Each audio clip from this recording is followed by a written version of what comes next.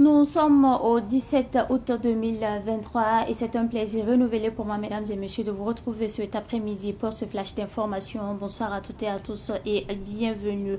Les députés de l'Assemblée législative de transition ont voté ce matin à l'unanimité le projet de loi portant institution du service national patriotique.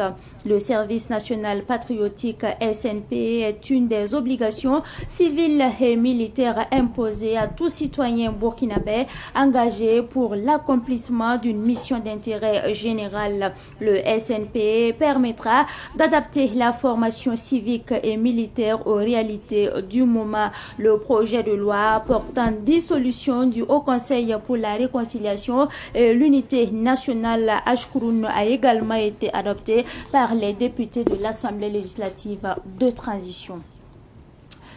Les syndicats de l'aéronautique civile ont tenu une conférence de presse ce matin. Lors de cette conférence de presse, les conférenciers ont salué la décision du gouvernement de résilier la convention de construction de l'aéroport de Donsin car c'est une décision courageuse. Selon le porte-parole du collectif des syndicats de l'aéronautique civile, Ahmed Lamizana, en plus de la résiliation de cette convention, les autorités doivent situer les responsabilités des personnes qui ont participé à la signature car selon lui, il y a eu des arrangements. Toujours selon lui, le gouvernement doit investiguer sur cette affaire. En rappel, le gouvernement a résilié la convention de concession de l'aéroport de Donsin le 9 août dernier lors du Conseil des ministres.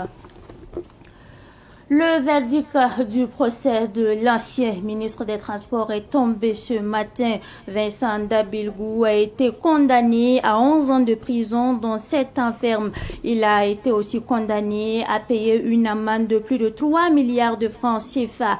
Le tribunal a également suspendu pour 5 ans le NTD, qui doit aussi payer une amende de 10 millions de francs CFA. Jean-Gabriel Sierré, DAF au moment des faits, a été condamné à 6 ans de prison, dont 3 ans ferme et une amende de plus de 3 milliards de francs CFA. Le DAF de Île-de-Oual au moment des faits, Al-Ousseini Ouedraogo, a été condamné à 2 ans de prison ferme et une amende de 200 millions de francs CFA. Yassia Sawadogo, président du conseil d'administration du groupe April Oual, a été relaxé.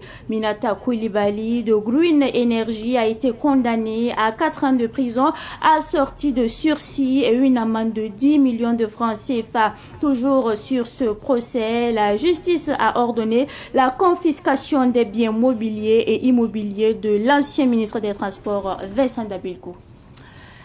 C'est tout pour ce Flash Info. Merci à vous qui nous avez suivis. Le Flash Info a moré dans une présentation signée